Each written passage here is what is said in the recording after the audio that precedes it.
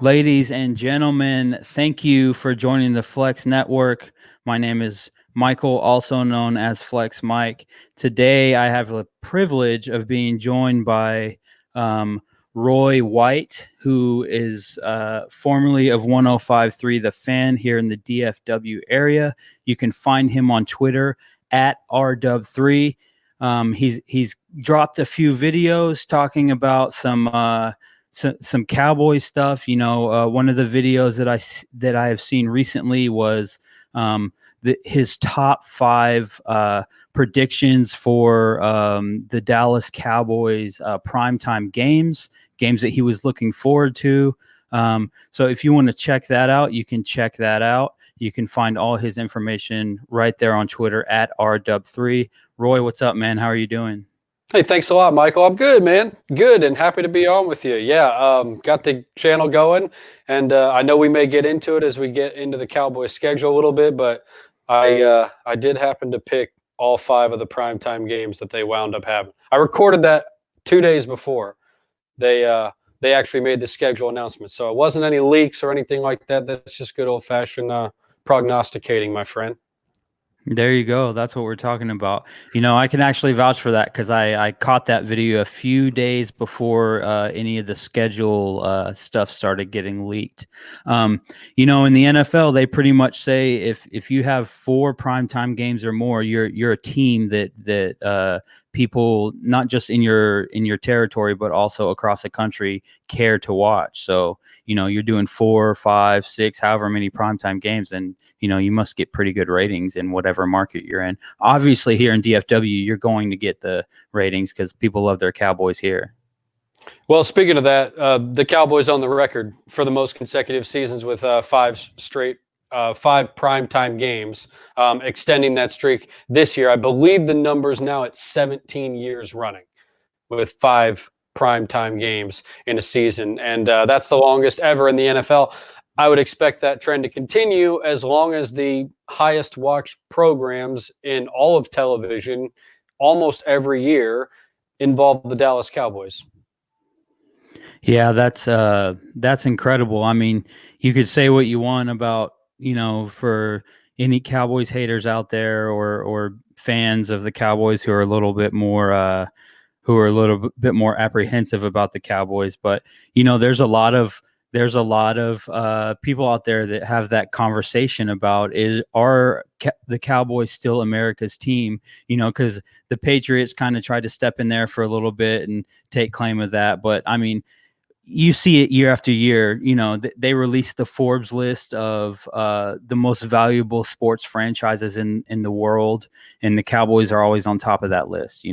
They get the ratings. Every player that gets drafted to the Cowboys year after year, they are like, man, I can't believe, I'm playing for the Dallas Cowboys. This is America's team. They're real excited about that. So, let's go ahead, Roy, and let's jump in. I want to hop over to just some of the picks from the draft that happened. And were there any picks that I guess I would say that you necessarily disagreed with? Man, that's hard to say. I don't typically go 7 rounds deep in my draft preparation, so I can't sit here and tell you. I hated the fact that they added Ben DiNucci in the 7th round when I think they could have got him as an undrafted free agent. This, for the first time in a long time, I think it was really difficult for even the most diehard Cowboys haters out there to point to where in the Cowboys draft they made a mistake.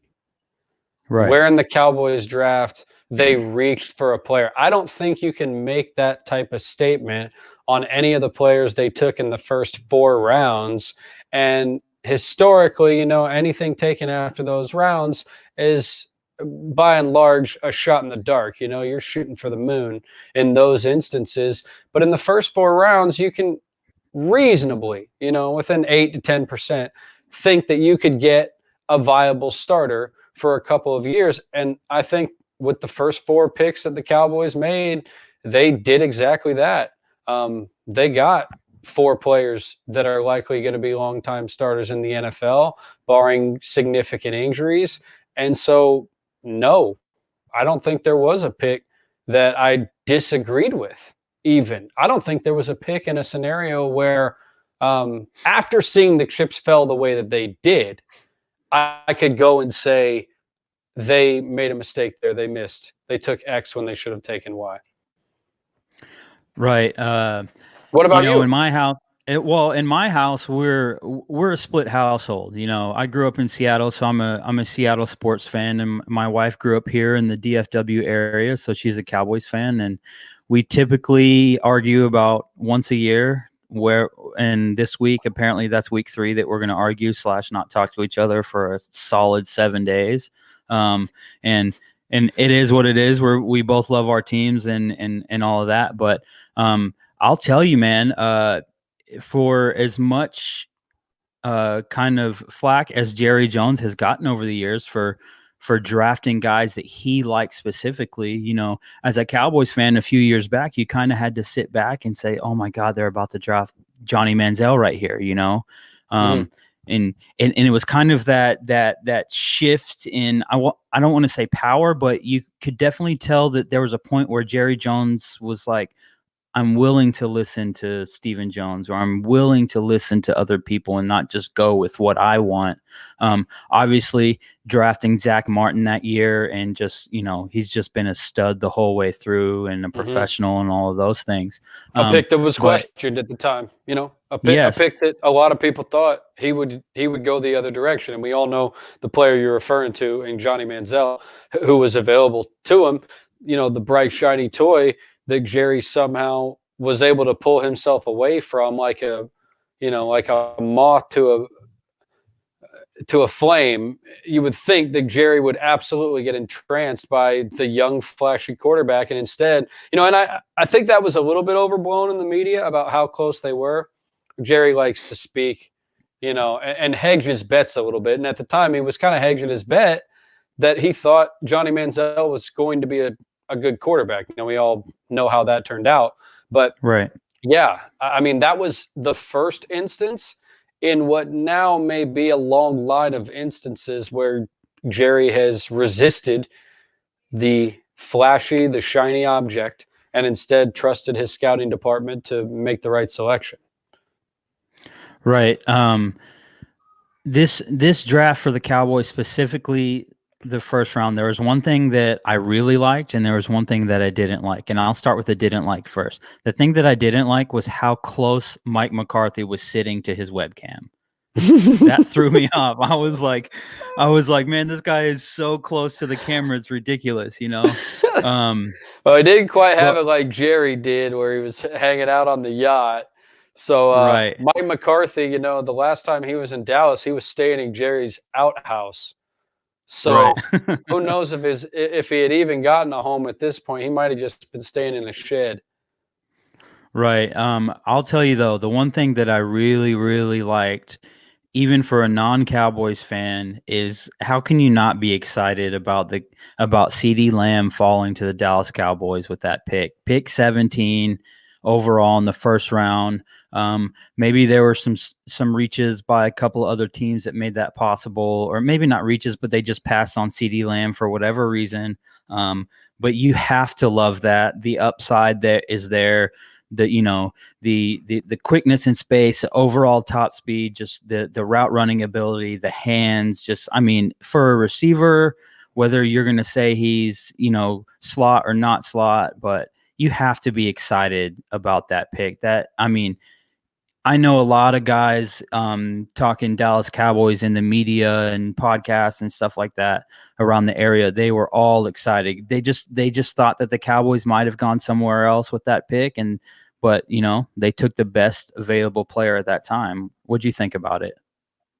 Well, the recent history has shown, at least with Jason Garrett at the helm, that they did oftentimes lean more towards scheme fit and need versus best player available. And while most people would have said the Cowboys didn't have a glaring need at wide receiver, and that this draft was deep enough that they could have waited till the third or fourth round to potentially find that guy who would slot in as the number 3 behind Amari Cooper and Michael Gallup. When you have what many people believe was a top 5 or 6 player talent-wise in this draft, when you have the player that was by a lot of standards, I think a lot of evaluators had him head and shoulders above the rest of the class. And then through the course of, the NFL Combine and the unique coronavirus type of pre-draft situation we had where teams weren't able to get in contact with guys and maybe they weren't able to see them up close, I think all of that played into the Cowboys' favor. It's shocking that CeeDee Lamb was available for them there. And it's maybe even as shocking that they wound up selecting him. But I'll tell you this, like this whole slot receiver conversation bothers me a little bit, only because we talk about slot receivers becoming slot receivers more often than not because they can't consistently get it done on the outside. And I'm not saying, that's not to say or diminish the value of a good slot receiver. We all know what we're talking about when we see him. No one wants to downplay Cole Beasley's abilities as a slot receiver and in quick space. And no one wants to downplay Randall Cobb's abilities in space. But CeeDee Lamb is a different kind of animal. And defenses will have to prepare for CeeDee Lamb on the other side of the field like he's another Michael Gallup, like he's another Amari Cooper, versus just quite frankly, being an afterthought, as most times Cole Beasley and Randall Cobb were. But the problem is, if you make CeeDee Lamb the primary focus of your defense, you still have to worry about Amari, Michael Gallup, and Ezekiel Elliott out of the backfield. That's the beauty of having CeeDee Lamb that I don't think can be stated enough. He changes the way defenses have to prepare against this Cowboys offense. Right. That is, I was actually talking to a buddy about that earlier today, that it's like, whether or not CeeDee Lamb ends up with, 1,000 yards, like let's compare him to a guy that had a good rookie year last year in DK Metcalf from the Seattle Seahawks. He 900 plus yards, pretty close to 1,000. Yeah. Couple drops here and there. He could have, easily found himself in that 1,000-yard range. But you typically don't expect a lot from rookie receivers just because it's, going to the pro level, the NFL, there's so much more to learn from a wide receiver perspective, regardless of what receiver position you're playing. There's just a lot to learn. And I would say that if you were to look at CeeDee Lamb, and like, let's say he only ended the season, this upcoming season with 500 something yards, but the Cowboys, the Cowboys as an offense, everyone talks about a Team 40 burger. They think the Cowboys are going to be dropping 40 points on average a game, which is very likely. I don't know Randall about that. Cobb. I mean, I love the hyperbole of 40 points a game. Like, I love that, and I'm all in on that. But we need to, if we're talking seriously about 40 points a game, we need to put that into context.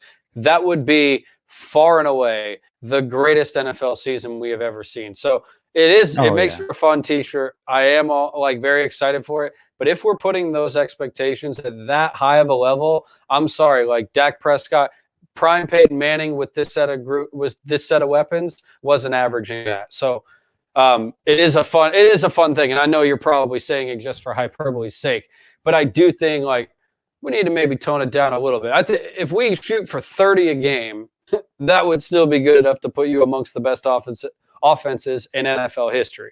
So if they were able to put up 30 a game, that would be more than respectable. But to your point, I think I would be a little bit disappointed if CeeDee Lamb only had 500 yards this season.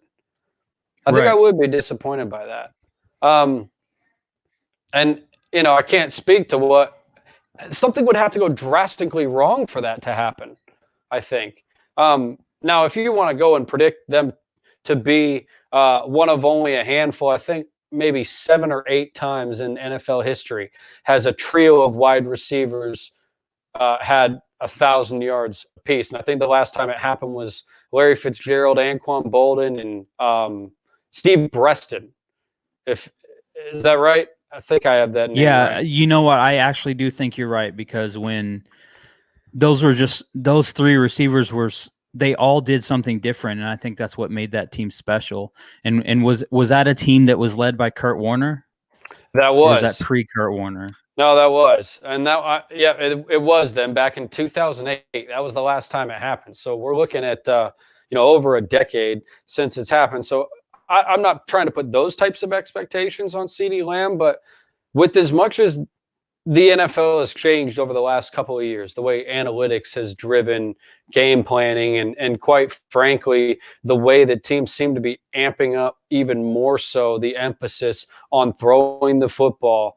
I don't see any way that CeeDee Lamb could wind up less than like 650 this season, even with the other weapons that they have, because I think he'll inherit some of the Jason Witten numbers that have been gobbled up in the past, certainly the targets that have been gobbled up in the past. And then I think they'll take more of a long-term approach with Amari Cooper. Not feel like he's got to be on the field. Hopefully not subbing him out in week 16 against the Philadelphia Eagles because you don't believe in him, but subbing him out throughout the season because you have so much confidence in CeeDee Lamb's ability behind him that you can give him a break 1 or 2 times a game, or several times a game, enough to where he's giving you his very, very best at every point of the season. I think that's another underrated aspect. Everybody's just thinking I'll throw him up 3 wide all the time. Well, having CeeDee Lamb also allows you to run a hurry-up offense, but then, give Michael Gallup a break or give Amari Cooper a breather for a quick minute or 2. Right, and that's a good point.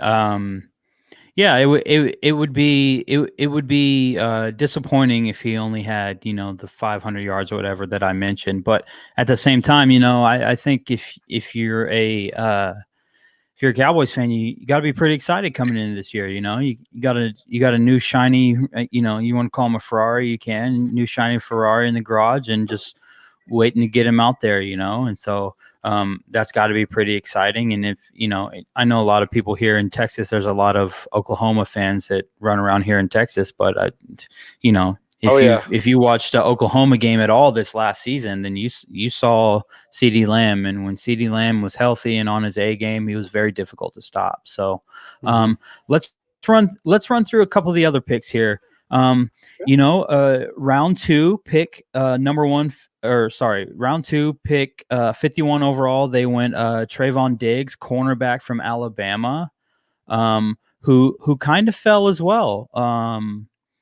There were some cornerbacks taken off the board before him, which they probably should have been, but there's, by no stretch of the imagination was this a reach for any reason. This is a solid pick, especially you look at a Dallas Cowboys team that had Byron Jones, very good player, walk to Miami, get this monster contract, and there was no way in the world the Cowboys were ever going to pay the money that Miami paid Byron Jones.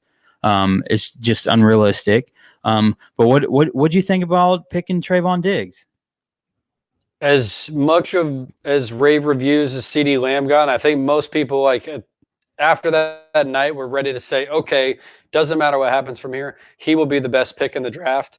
I think Diggs was even more so in terms of value and where you got him at 51. He was a guy that was being discussed in a lot of mock drafts as a guy that the Cowboys would probably have to consider based on where they were and who was going to be gone before he came up to them. So when you took CeeDee Lamb at 17, you're obviously thrilled about it, but you're not thinking, okay, well, there's going to be a premium cornerback at a position of our most significant need this offseason. There's still going to be a guy there available when we select there in the second round. So, I mean, I'm not ready to sit here and say that he's immediately going to replace Byron Jones. I don't know if he's the one to break when they break camp and get ready for the regular season, but I think he's probably got enough skills to be at least the 2. I think he's going to find himself in a starting role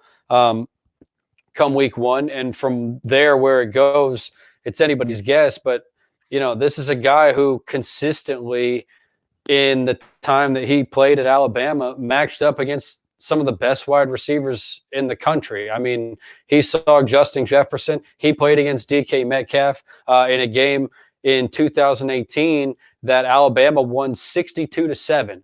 Metcalf had a 75-yard touchdown on the first play of the game against Diggs' teammate, Savion Smith, who was a cornerback. First play of the game.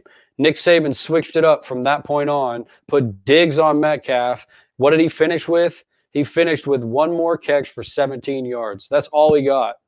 So Trayvon Diggs, in my opinion, has been playing against NFL caliber wide receivers for the last 2 seasons while at Alabama. Granted, playing with a much better unit relative to their competition than probably what he's going to have on the Cowboys' defensive side of things. But I think he's more than capable of stepping into that role. He has the mentality to be a number one receiver. He's a dog that gets in your face and wants to get in guys' grills at the line of scrimmage.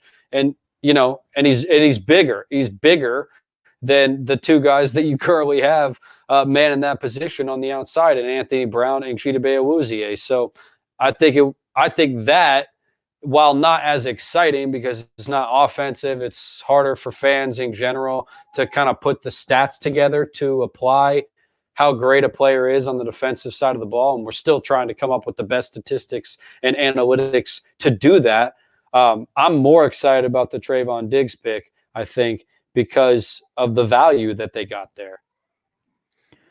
Right. And, you start to talk about any team that has good corners, a good secondary makes your defensive line look that much better, Mm-hmm. You can start to credit sacks to corners and safeties and linebackers that can move throughout the field. Start talking about coverage sacks and things of that nature. So 100%. obviously that's a great pick. And everyone knows Alabama, you're playing the cream of the crop. Alabama is playing great teams every week outside of their non-conference week 1 or week 2 whenever the SEC plays their scrub team. I think they play the Citadel or something like that, Marine Corps football team, which isn't anything. But you got to be excited about that as well, because, that's a guy that, you could say what you want about receivers on other teams in the SEC, but you don't even have to go any further than the receivers that he had to cover in practice on his own team. 100%. Alabama had some. That's a great point. Ruggs and Judy, who were both taken in the first round of the draft, and no question about it. So and both taken before CD. So you're looking and you say, okay, they got 2 picks back to back that were great. So out of the 1, 2, 3, 4, 5 next picks, are there any picks that you're just, over the moon excited about? They took a D tackle from Oklahoma, another corner from Tulsa, a center from Wisconsin with Travis Frederick retiring. I can go down that list. Neville Gallimore, drawing rave reviews. It's hard to evaluate a defensive tackle, I think, unless you've watched a ton of their film. And even then it's difficult because so much of what comes at the professional level is do they fill out the body type? He's already got the big body that he needs. And B, do they develop the pass rushing skills, which he seems to at least be able to pick up on, and did pick up on while at Oklahoma. I listened to an interview with Lincoln Riley, and he had nothing but glowing things to say about his work ethic and about how hard of a competitor he is. So Neville Gallimore, I think, is the future of this team's defensive tackle position. They got a couple stopgap guys in Gerald McCoy and Dontari Poe in the offseason, but they signed them both to 1-year deals. And I do believe that next season their plan is for Neville Gallimore to be the starting defensive tackle there. Hopefully playing their 3 technique spot. As for the 4th round pick, Reggie Robinson, Tulsa, same kind of profile as Diggs, like a dog, talks about how he likes getting into opponents' faces. Also has a little bit of special teams game to him, which I think could be valuable. He blocked 4 kicks in his career there at Tulsa, so that's something worth noting. And anytime a guy can be your 4th or 5th cornerback and contribute on special teams in a meaningful way, that's probably going to be an impactful player for your 53-man roster. And then the center that you mentioned that they took there in the 5th round, excited about it. Do I want to immediately anoint him as the replacement to Travis Frederick? I don't, because I think there are 3 guys in front of him right now that probably have an inside track to that starting role. But is he a guy that could potentially develop into the replacement? Does he have the pedigree? Same school as Travis Frederick, same kind of profile, honestly. Even reading their draft scouting reports, you read a lot of the same things between the two of them. So that was another one that at least you could make a case for why they did what they did, and you don't have to. What fans have had so often to do with the Cowboys in recent years is you got to start reaching to justify it, right? Well, we didn't take T.J. Watt because he didn't put his hand in the ground. We took Taco Charlton because he put his hand in the ground and because he fits the profile of what we like. But everybody in their right mind knew at the time, or at least most people that were out speaking about it, or anybody you listen to now that recollects it, certainly no one's going to speak out about how much they love Taco Charlton. But I honestly can't say I heard a lot of people saying they love Taco Charlton. And that's a perfect example of, how Cowboys fans in the past have had to manufacture reasons to be excited. And in this draft's case, I don't think any of it is manufactured.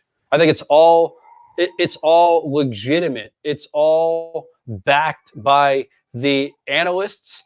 It's backed by the Pro Football Focus people. It's backed by the draft scouts. It's backed by, people looking, just grading teams throughout the league that don't have anything invested one way or the other. So that's why I think the optimism is and should be very real with Cowboys fans here in 2020. Right. So, you look top to bottom and you say, wow, Cowboys had a pretty good draft. It's still out there to decide if they are going to hit on every single pick. Who knows? Well, that's the thing, right? You can't grade a draft until 3 years down the road, right? That's what everybody always says. But in my opinion, outside of a draft that included a quarterback, and yes, this draft included a quarterback, but when I say that, I'm speaking about either, the Troy Aikman draft or, the Dak Prescott draft. Outside of any drafts that included a quarterback, I think this draft class has a great chance to be one of the best draft classes the Cowboys have ever had. Yeah, totally. And not just that, but one thing that I've realized from watching drafts and watching NFL teams over the years has been teams like to talk about quarterbacks a lot, but there's not really that many teams that are that good at drafting quarterbacks. A team like the Broncos with John Elway, who was a good quarterback in his own right, but he has missed wildly on some quarterbacks, whether that's through draft or through free agency or whatever that is. So I get what you're saying about quarterbacks, but at the same time, I'm like, man, the Cowboys fell into the quarterback they have now, because if you remember, I believe it was All or Nothing. They really, really wanted Paxton Lynch. They were showing in that All or Nothing Amazon series. That they wanted Paxton Lynch like crazy, and they couldn't get him. And then they kind of settled for Dak Prescott, and it was like, would you rather have Dak Prescott right now or Paxton Lynch? That's a good memory. Jerry slammed the phone. He slammed the phone and slammed the table down, and they were all really upset. And you're right. They fell into the Dak. They fell into Dak. True, but once he's yours, then you go back and you say, well, hey, Dak Prescott taken in the 4th round along with Ezekiel Elliott. It's very hard to argue against that draft class. Totally.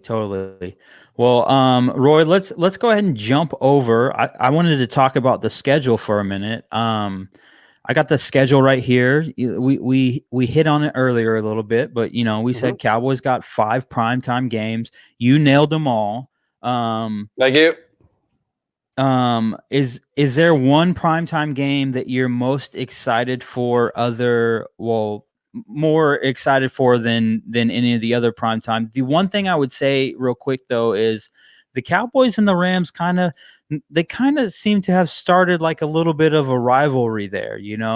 Going back to the regular season, and then the Cowboys dropped to them in the playoffs the year that the Rams went to the Super Bowl and all that, but. Oh boy, the NFL would love that, wouldn't they? They're desperate for would. that because they can't sell a seat in Los Angeles. Yeah. No one wants to cheer for the Rams in Los Angeles, despite the fact that we've been told. And quite honestly, this is probably another reason why Jerry loves this, because when you go out to Oxnard for Cowboys training camp, there are so many Los Angeles Rams, wearers. They're always wearing the gear, but for some reason, when you look at the stadiums, no one's ever at any of the games. So yeah, I think the NFL using the Cowboys a little bit there to prop up the Rams, and obviously they're doing it in this case because they got them in prime time in Week 1. They want to show off that brand new stadium. Whether or not we get to actually see that game played in that stadium is still going to be up for debate at this point, based on some of the proposals they've had, but that's neither here nor there. That's the NFL's plan because they want to showcase everything that's going on with Los Angeles. But yeah, there is a little bit of, the playoff game, exercising the Demons a season ago when the Cowboys ran for 250 yards against them there in Week 15 in a game that they absolutely had to win, and the Rams had to win too, so it was like a playoff game. Yeah, you're not wrong. There's a chance that they could see each other, this season and next season, depending on where they finish in the standings. And at that point, yeah, I think you probably are looking at a bit of a rivalry. Certainly, the way that Jared Goff and Dak Prescott get mentioned together, it's not quite Dak and Wentz, but Goff is often the man brought up when anybody makes the case as to whether or not Dak Prescott deserves to be paid, isn't he? Which is ridiculous, in my opinion. I know I'm a Seahawks fan and I have this hatred for the Rams, but watching both of those quarterbacks since they stepped foot in the NFL, there's not a game that I would take Jared Goff in, over Dak Prescott. I mean, I just look at it and I'm like, what are you guys looking at? Because I watched a guy in the Super Bowl who had to walk to the line of scrimmage to try and get plays and give out audibles and stuff like that. He looked lost. He looked like a high school player. And so I've never seen Dak look crazy like that. How different that conversation would be if Dak was selected in Zeke's position. If Dak was selected 4th overall and Zeke was taken in the 4th round, not that Zeke was ever going to be taken that late, but if Dak was taken 4th overall, would this conversation be ongoing, or would people just look at the numbers and say, wow, this is a clear blowaway in Dak's favor? I think the latter would be true, but that's the beauty of the conversation of football, isn't it? Yeah. So back to the schedule here, Roy, when you look at the schedule without digging too much into it, when at first glance, is there a record that just kind of popped into your mind that you were like, oh, well, that's a win or that's a loss? Was there a record that just kind of jumped out at you? You're like, oh, this is likely, or what were your immediate thoughts? I mean, it's a standard. It feels like such a standard answer to say 10-6. But that just comes from, I think, feeling like being around this team for a decade and a half now, as I have been, and seeing how they've played in the types of games where you just would think they'll stomp on an opponent's throat, and maybe they don't do exactly that. And then they go into a game, perhaps facing the Patriots in the regular season, where you think they got no shot, and they play a game so well that they ultimately lose. But it makes you think, wow, they can play with anybody in the entire NFL. So you look up and down this schedule. I mean, there's several tough games. Prime time against San Francisco in Baltimore against the reigning MVP. I think the Pittsburgh Steelers are a dangerous team that not enough people talk about, especially with Ben Roethlisberger coming back from injury. Like, I think that makes them a totally different team. The Atlanta Falcons, a lot of people don't realize they finished the season on a 6-game win streak. After basically blowing their season to begin with. They were 1-7 to start the year. They were completely out of the race at that point. They had no reason to fight on. And guess what? They added Todd Gurley in the offseason to the weapons that they already have in that offense. So there's a number of games that I think that the Cowboys could find themselves tripping up in. But at the same time, when I look down the list, I probably only see 4 or 5 games where the Cowboys won't be favored by the odds makers. And that, while exciting, always makes me a little bit nervous because the Cowboys historically have not played well as front runners. Yeah. I look at a few things, and I think that when a team is home, as far as what Vegas says about who's a favorite and who's favored by however many points, typically if a team's pretty even, they give the home team a good 3 points. Whatever it is. But I look at a thing, like week 3 against Seattle, and I say, well, that's typically a pretty loud, pretty difficult place to play. But if we're truly playing the season with no fans in the crowd, that drastically changes that game, in my opinion. 100%. And it's not, I'll be honest, when I considered the schedule, I did not consider at all that there might not be fans in the stands and how that would change games. Because I tend to agree. I think by and large, that would help the Cowboys overall. Yeah. But that's a really interesting point of it, because you are absolutely right. Playing in Seattle is not nearly as scary without the 12th man. That's a great point. Yeah, and it's not just us. It's Kansas City. It's going to places like Philadelphia. They're not the loudest, but they're by far the most disgusting and worst fan base in all of sports. In obnoxious. My opinion. They're just terrible. Stinky. Yeah. And there's just a lot of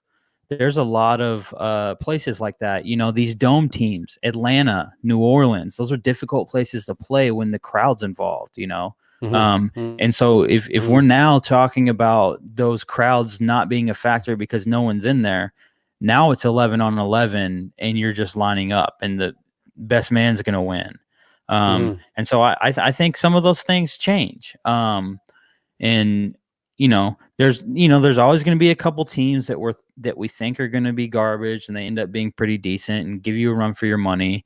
Like if you look at the Cowboys last year and you saw the Bills on the schedule, you were like, this point last year, you said, oh, that's a win. It's Buffalo. Yeah. What are you talking about? Who's the team that you look at on the schedule that you maybe think that about? Because I got 2. For me, it's Miami. I really liked what Brian Flores was starting to do. Obviously, they shipped off a lot of their players last year, and they were able to get a couple in a trade. But a guy like Minkah Fitzpatrick going to Pittsburgh is a big deal. And so getting rid of a guy like that, but you get a pick out of it. And I feel like the Dolphins have kind of reloaded a little bit. I really like Brian Flores as a head coach way more than I like anything I've seen from Matt Patricia in Detroit. The sample size is a lot smaller, but I'd be scared to face Miami in the second half of the season if Tua starts to warm up and finds his way into the starting lineup at some point. Because you're right. I mean, they lost Minkah in the trade, but they added Byron Jones. They had Xavier Howard. They have 2 of the highest paid cornerbacks in the league, and 2 of the ones that actually probably deserve the type of money that they're getting. So, yeah, I think Miami is kind of that dangerous team. I was asking teams on the Cowboys schedule that maybe look like Patsies right now that will be tougher games. You were just no, that's okay. But I did have 2 on that front. One, I think, and I hate to say it out loud, I hate to say it now because it's going to bite me in the ass come week 3 when they've pissed their season away and everybody knows that they're not worth anything. But I swear Cleveland cannot stay bad forever. And that was one of mine as well. And they added some weapons, man. They added Austin Hooper to pair with David Njoku, the 2 tight ends. They already have Odell and Jarvis Landry, which, in my opinion, if you put the 4 of them out there along with Nick Chubb, that's a really, really dangerous group to try to defend against, because you need to be able to be big enough to stop the run, and you also need to be able to be fast enough and be able to cover well enough to stop both Hooper and Njoku in the passing game, along with Odell and Jarvis. And then on the defensive side, Olivier Vernon gave Tyron Smith problems when he was a New York Giant. Cowboys fans might not want to admit it, but he gave him problems. And that's not even mentioning the player who's obviously the much better defensive end in Myles Garrett on the other side. So I think that's a game that the Cowboys could find themselves in a dogfight if they're not careful. And the other one was Arizona, which I just think, I love Kyler Murray. They stole DeAndre Hopkins in the offseason, and they could score. They could be Team 30 burger, Team 35-40 burger this season with all the offensive weaponry that I think they have. Just the question is, is their defense going to get significantly better from what it was a year ago? It's hard to repair that much on your defense in one offseason. Yeah, I'm right there with you with obviously I know Arizona well, being in the NFC West with my Seahawks, but it seems like every year we play them on a primetime Thursday night football and they beat us at the end, and it's like super frustrating because it's like, it's week 14, you're trying to go into the playoffs with a little bit of momentum, and you get tripped up all of a sudden week 14, week 15 against Arizona, who has 4 wins at the time or something, Yeah, and one you're supposed to absolutely have. Yeah, definitely. And it's always in Seattle, which is like the most frustrating thing. But, and then looking at Cleveland last year when everyone was hyping him up, I was saying on this podcast, I said, there's no way, dude.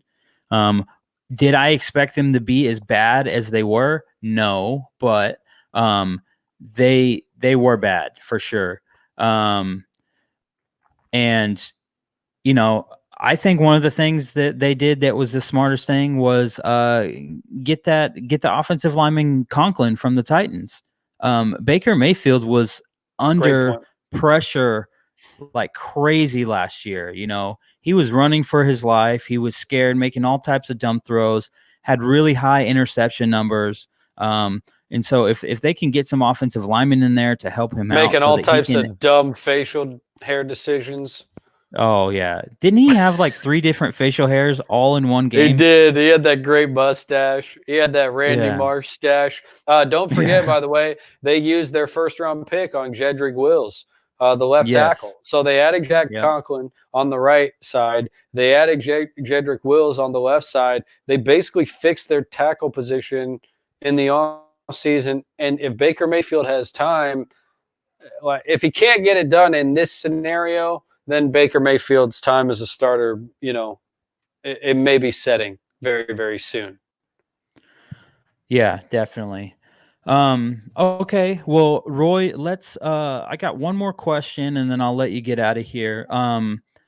Which of the quarterbacks from this past draft do you think is going to have the best year this coming year? You got Joe Burrow going to Cincinnati. You got Tua going to Miami.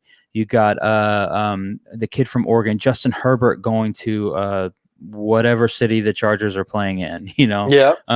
You got guys going all over the place. So is there a quarterback that you're really high on more than, Jalen Hurts even going to Philly? Is Carson Wentz going to get hurt in week 3, and is he going to step in and win the MVP or something crazy like that? You never know. Yeah. So are we going to get Hurts and Dalton in week 8 when the Cowboys and Eagles face off for the first time? I don't know. That would be, oh my gosh, that would be highly entertaining. I'd feel good about our chances if that was the scenario, us being the Cowboys. Right. But as far as the type of impact that Hurts, I'll start with him and then I'll move around because I don't love Love, and I don't love Justin Herbert. Justin Herbert to me looks like he looks the part, and that is where everybody's getting fooled. He stands tall. He always gets his hand on his towel after he throws a pass. He's he has pocket presence and he's got a deep ball, but I really question his ability to be accurate under the types of pressure he's going to face in the NFL. And I think that division is doing him no favors. I think probably coming in, they're the third best team in that division. And against Patrick Mahomes and the Kansas City Chiefs, it's going to get a little bit tougher for you. Jalen Hurts, don't expect it. Like this Taysom Hill role or whatever. So what? He's going to get 3 touches a game and maybe score a touchdown. I don't think he's going to score touchdowns like Taysom Hill. So I don't think he's going to have as big of an impact as Hill kind of does. Like when you score a lot of touchdowns, or at least in our minds, what seem like a lot of touchdowns because they're on big plays, as Taysom Hill did, he gets a lot more run than I think any of us seriously think he deserves. The quarterback I love, the quarterback I would have still argued maybe could have gone number 1, even after Joe Burrow's historic season, was Tua. The only question mark was his hip thing. And I'm a believer that he's dedicated enough. Like I haven't seen the diagnosis. I haven't seen the x-ray, so I can't speak to how bad it really is. And maybe there were teams that were scared off by that, which is how Miami was able to sit where they were able to sit and let him come to them when I thought really they probably would have to trade up to get it done. Maybe trade ahead of the Lions or make a deal with Washington to that number 2 spot. But they held firm and they were able to get who I think may wind up being the best quarterback of the whole bunch. And then Joe Burrow, how do you bet against the greatest college season we've ever seen? Right. I would have a hard time betting against it. However, when you have the greatest college season we've ever seen, you're oftentimes doing it with a lot of professional prospects. And now you're going to the worst team in the NFL from a season ago. So will he look decent at times? Will he look good at times? Probably. Will he have the most successful rookie season out of this rookie class? I think he will because he has the best opportunity. But is it going to light the world up to the point that we're talking about the Cincinnati Bengals competing for a playoff spot in 2020? I think if he wins 6 or 7 games, they should be pretty thrilled. Yeah. One thing I heard you saying about Justin Herbert is he's the modern day Jay Cutler. I mean, that's just kind of what I was thinking about, comparing him to someone that we've seen recently. And he, Jay Cutler was kind of known as not really caring that much, but had the arm talent, struggled with some accuracy at times, and made questionable decisions a lot. So, yeah. 100%. That's a decent comparison for sure. Although I could see Herbert's time lasting even shorter than Jay's. Jay got a lot of rope. Maybe it was because he went to Chicago and they'd never had a quarterback worth a damn ever. So they were, hypnotized by it a little bit. But I don't think Herbert lasts as long as Jay did. Well, yeah, Chicago, that's a whole nother thing. They passed up potentially they traded up to move past probably two of the best that we've ever seen to draft a guy who's probably not going to be in the league in 5 years, and so that's just kind of pathetic in its own right. Yeah, for sure. Okay, sad. Roy, man, I thank you. Thank you for joining us. Let me talk to you about a little bit of football. We're in this quarantine thing. So, we appreciate it and all that stuff. Like I said, if you want to follow Roy on Twitter, you can find him at RW3 on Twitter. He's got links on there to his YouTube. He's putting out videos. What are some of the videos you put out? I know you put out one for the the primetime games that you picked correctly. What other videos have you put out? Yeah, trying to. So I did a video on the game by game on the Cowboys schedule, how I got to the record that I got to, and where I think they'll finish in 2020. Did a video on the reasons why I think Dak Prescott is going to play the 2020 season under the franchise tag. All the evidence is there for you, but you can check it out on the channel for the details on that. And then I did a video today on my excitement for the return of live sports tomorrow. Don't know if you're familiar, don't know if you're a soccer fan, a football fan at all, but the German Bundesliga returns tomorrow. Live sports is in action, and I did a video about the best American players that will be playing on television tomorrow that you can get invested in. So I love the American flag you got behind you. I'm a proud American myself, and if you're a proud American too, and you like soccer, then I gave you a reason to watch every game that's going to be on television tomorrow. So hopefully you'll check out the channel, and I'll be putting a lot more Cowboys stuff up there as well. I also do a podcast on Blogging the Boys every Thursday. We're going to post that podcast up every Thursday, so we'd love for you guys to check that out. And hopefully I'm going to do a couple blogs and stuff with them as well. That's with you and Ari Timken, correct? That's correct. Yeah, my buddy Ari. Okay, cool. Right. Okay. I like Ari. He's a cool guy. Yeah. Okay. Well, yeah, like I said, follow me here, the Flex Network, at the Flex Network 1 on Twitter. You can find us on Facebook. You can find our YouTube channel. We're on every social media platform. So you just search the Flex Network. We're there. You can follow Roy on Twitter at RW3. Roy, I really appreciate you giving us a little bit of time, and we will catch you later. Happy to do it, Michael. To all the Johns, the Trace Johns who made the comments, thank you guys for engaging with us. And yeah, we'll do it again sometime, man. Thanks for having me on the Flex. Cool. No problem, man. Thanks. Cool. Take care, Mike. Yep.